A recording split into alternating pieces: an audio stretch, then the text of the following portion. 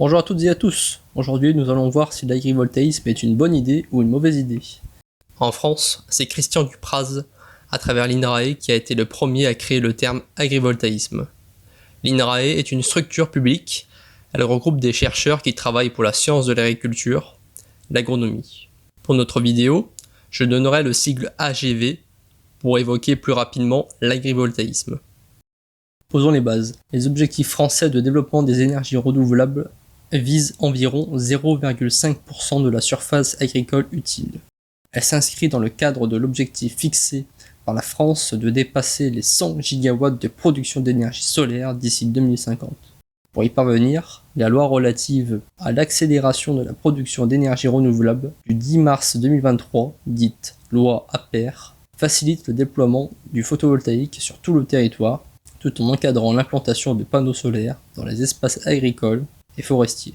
Ce qui est à retenir de cette loi APER est le fait qu'elle définit l'installation agrivoltaïque comme une installation qui doit garantir une production agricole significative. Les panneaux solaires posés sur la parcelle cultivée ne doivent pas impacter négativement les revenus de l'exploitation agricole. L'installation agrivoltaïque doit garantir à l'exploitation agricole un revenu durable et d'apporter un service complémentaire. Mais le plus important dans cette histoire est que la production agricole doit rester l'activité principale. La définition sur l'agrivoltaïsme est la suivante.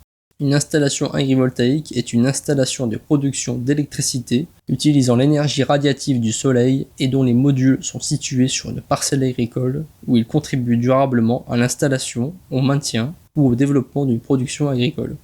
Quels sont les critères fixés par la loi pour qualifier une installation agrivoltaïque ? Une installation qui apporte directement à la parcelle agricole au moins l'un des critères suivants.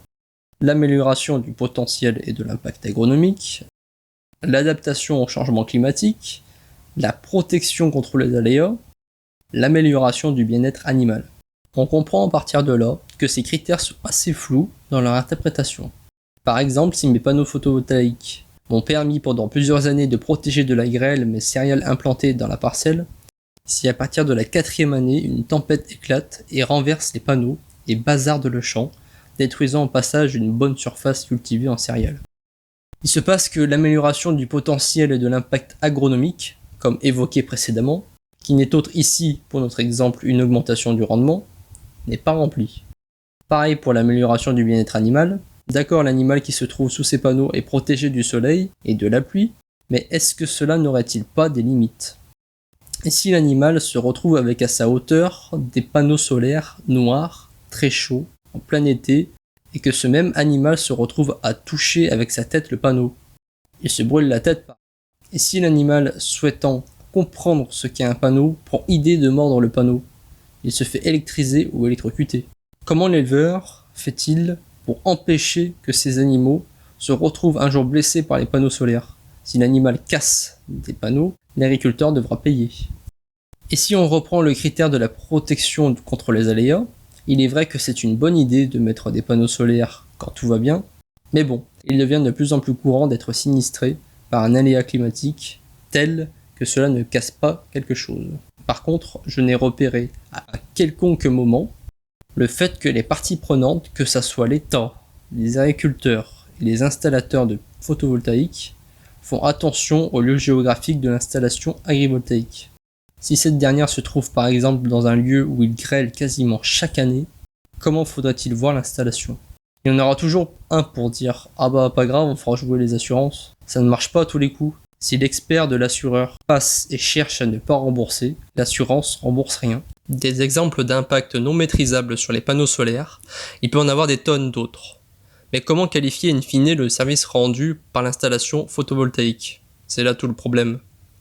C'est pour cela que l'État a prévu que, si des événements imprévisibles ont eu lieu, le préfet peut au cas par cas accepter la conformité pour un des critères définissant une installation agrivoltaïque. Toutefois, la loi prévoit des conditions pour qu'une installation AGV ne puisse pas être considérée comme agrivoltaïque si elle porte une atteinte à l'un des 4 critères dont on a parlé plus tôt, ou une atteinte à 2 de ces services. Ici, les services dont on parle sont les critères fixés par la loi, cités plus haut. Amélioration du potentiel et de l'impact agronomique, protection contre les aléas, etc. Ne permet pas à la production agricole d'être l'activité principale de la parcelle agricole, l'AGV n'est pas réversible. Autrement dit, si mes panneaux photovoltaïques ne peuvent pas être retirés de ma parcelle une fois que mes panneaux solaires ne sont plus exploités, d'ailleurs j'en parlerai dans de prochaines vidéos, l'AGV ne peut alors pas être considéré comme une installation agrivoltaïque au regard de la loi. Bref, vous l'aurez compris, l'agrivoltaïsme ce n'est pas si simple que ça à cerner. C'est pour ça que l'on va dans les prochaines vidéos creuser le sujet un peu plus en profondeur.